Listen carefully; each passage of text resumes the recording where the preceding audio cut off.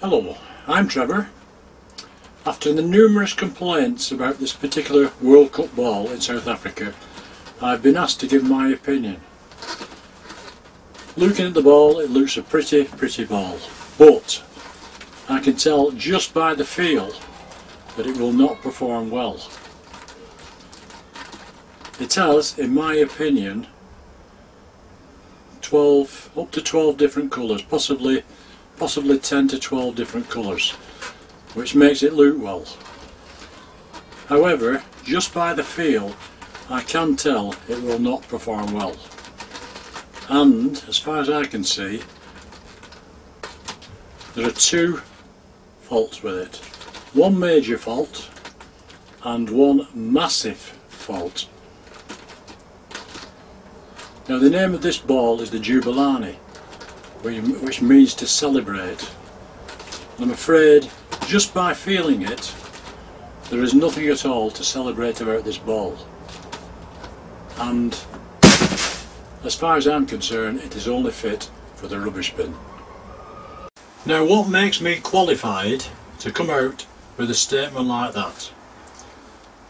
For over 30 years I have played football for amateur clubs and professional clubs, so I do know what it takes to play in a good match, and that is a good ball. That's all important. On top of which, for 43 years I have made and repaired footballs, all kinds of footballs, all the top brands, Nike, Mitre, Minerva, ADIDAS, in fact every brand you can name I have worked on. So I do know what I'm talking about, and I think this qualifies me to give my opinion. If, by the way, anyone would like to get involved with football, to run their own superb football business from home, you can always view my website www.sportsball.uk. Fabio Capello states this ball is the worst he has ever seen. Craig Johnson says on Sky Sports that ADIDAS have been sold a pup, and that the way this ball performs is a crime against football, and this ball is not reading the Magnus force when it is in the air, and that it is little more than a beach ball. He is correct, but he does not say why this ball is not reading this Magnus force. The sports scientists who designed this ball have decided it would be a great idea to bond the football panels, on their 8 panels, onto the bladder to make a smooth surface. This is a major mistake, as I will point out shortly, and this is why it is being affected by these high and low pressures in the air. There is nothing on this ball to counteract this effect. First, I will disclose the massive blunder ADIDAS and FIFA, thanks to the sports scientists, have made. Then I will explain the major blunder which ties in with Craig's assessment of why the ball is not reading the Magnum force while in the air. Again, this is only my opinion. The massive mistake that FIFA and ADIDAS made was 99.9% of the football population of the world are amateurs. These amateurs struggle for money. All these clubs struggle for money every year. Now the Jubilani, here's another one, it actually costs £80 for the clubs to buy. Now if that ball bursts in the first match, the second match, the third match, which it can do, little thorns cause the ball to be punctured. Thorns are everywhere. They blow onto the playing fields, the school grounds, and they go through the case. They're only minute, only less than 1/8 of an inch long, but they do puncture the ball. On top of which, clubs come along, there's the valve needle, which goes on the end of the pump. They insert it into the valve.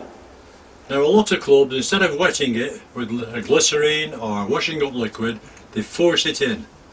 So they force the neck of the valve inside the ball, or the needle snaps and goes inside the bladder.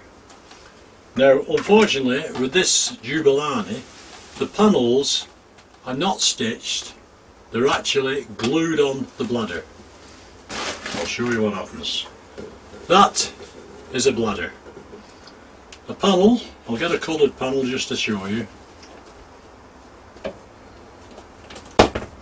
It's stuck on there. Now there are 8 panels in the Jubilani which go all around. I get a bigger panel than you can see. They're just glued on. Now unfortunately when that bladder is punctured, and that is the main part of any ball, the football bladder, the bladder obviously deflates. Now without stitching you cannot open that ball up because, as I said, they're glued on. I'll just show you. I'll take a bladder out. This ball's come in punctured. This is a new ball that's only ever been used for about 5 minutes. I'll take the bladder out and show you. There is the bladder. Now that one, as you can see, is completely split. So that bladder wants replacing. Now unfortunately, as I say, with the Jubilani or any other ball that is stuck down with glue, it cannot be repaired. So these amateur clubs who struggle for money, and as I say, that ball costs £80, if it punches on the first match, it's defunct.